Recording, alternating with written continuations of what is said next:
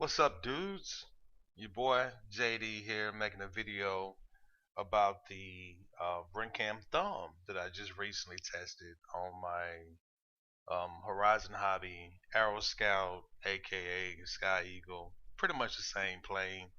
The main difference is that the Horizon Hobby one has the option to come with the built-in flight controller and all that good stuff in it, and they changed um, the propeller to a two-bladed propeller from stock versus the three-bladed propeller that the Sky Eagle sends out with it.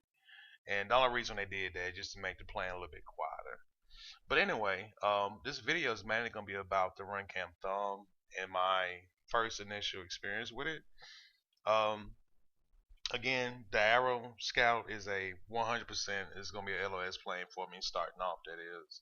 And I just wanted to get some good HD footage with it. And I've seen this camera weighing 10 grams. Seen a couple, seen a lot of mixed reviews on it, but everybody kind of was saying the same thing at the end of the day, as far as the camera has that shutter issue with it, or just shows a lot of vibration or jello in the footage.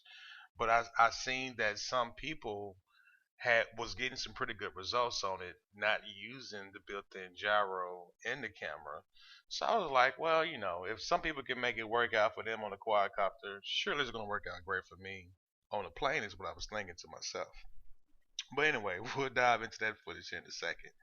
But the camera, straight out the box, stock, I did not touch anything to it. It's using the stock lens on it.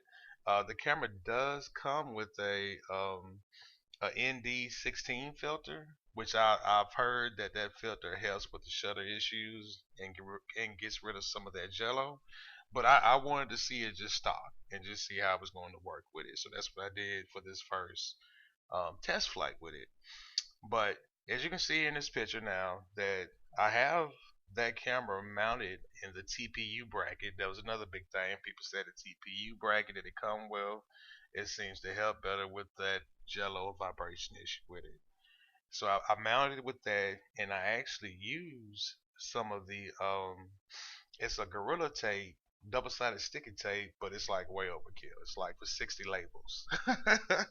So I wanted something super strong, super tough to ensure that this camera wasn't gonna be, bounced around or get blown off the plane from the wind or anything like that. So that's why I used the 60 label Gorilla Tape on it, and it worked perfectly. I mean, you can pretty much can grab the camera by its mount and pick up the whole entire plane, and it's solid. I mean, that's how sturdy this is. And anyway, I'll let the video speak for itself. You know what I mean? To see my actual results. Gyro flow is turned off. It's running 1080/60, and that's pretty much, like I said, it's just a stock setup on it right now. And we'll roll the clip, and you guys can kind of see for yourself my results, and you can make your own judgment on it. My opinion on it, I'll save it for somewhere later in the video, but I'll let you guys start watching it so you can see what happened.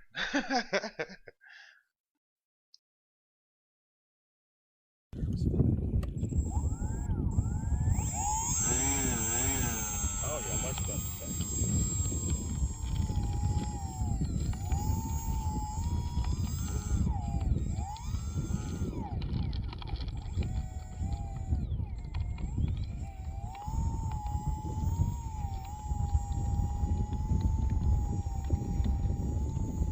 Hey, I wanted to add this in there real quick. You might can hear the wind in the background. It was a pretty windy day. It was like at least a 6 mile per hour wind, maybe a 15 mile per hour gust or so.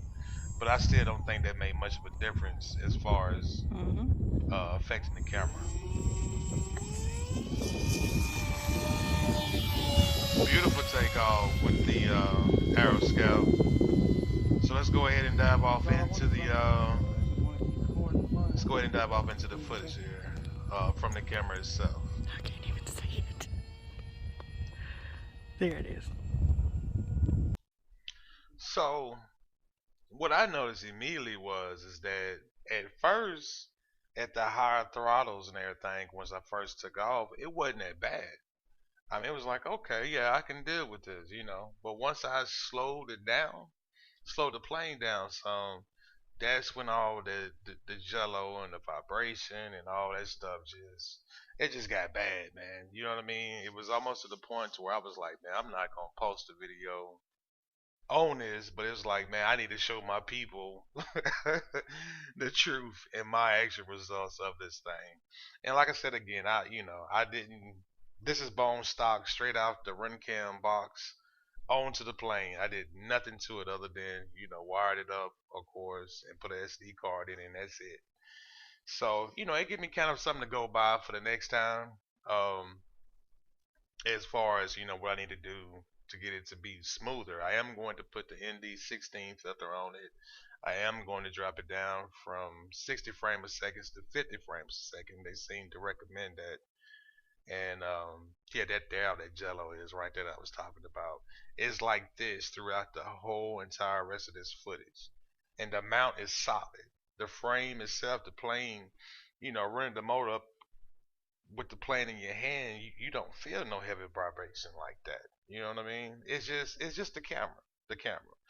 Runcam, innovative, great idea.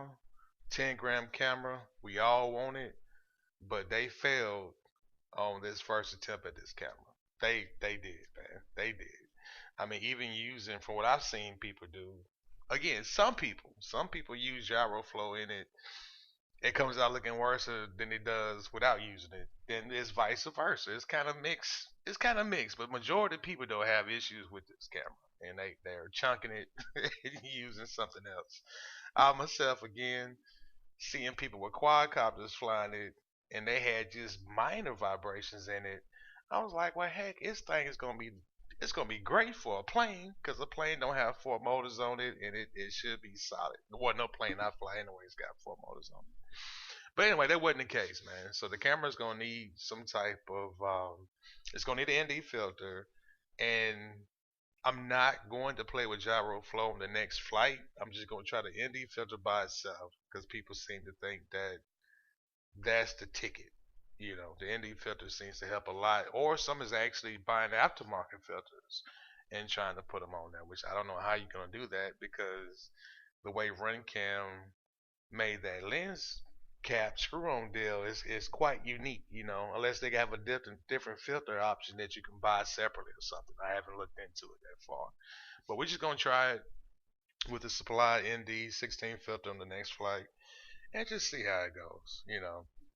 If the results are not any better at all, I would probably not even play around with the gyro flow. I mean, I didn't buy this camera for that. Because, I mean, these are planes. Planes don't need all that extra stability in the video. You know what I mean? That's something for quadcopters, flippity floppity stuff. Now for something just cruising. So if it fails again with the ND16 filter, I mean, this is gonna turn into like a ground station camera or hat camera. I probably wouldn't even use it for a hat camera because it shows so much vibration in it. It wouldn't be good for that. So I'm still not jumping on the bandwagon on the peanut. I just can't justify paying that much money for something that I plan to use it again just for a line of sight vehicle that's flying circles. I can't justify spending that kind of money, man. For that, yeah, it's real bad. Now y'all will see that. But anyway, just to give y'all just the gist of it, short video, didn't fly that long at all, but this was my results. Could I recommend this to you guys? No, I wouldn't buy it. I mean, like I said again, I thought that because this was a plane, it was going to be a lot better. It wasn't going to be as bad, but boy, was I wrong. So yeah, I wouldn't recommend it, man. I mean, I'm gonna keep playing around with it, see if I can make it a little bit better, and we'll just go from there. So just stay tuned on the next video. We'll have that ND 16 filter on there. We're gonna lower the frame rate down to 50 frames a second from 60. We're not using gyro flow, and we'll just see how it does. If it does good, we'll keep it. If not, we're gonna chunk it. Peace and love, y'all. I'm out.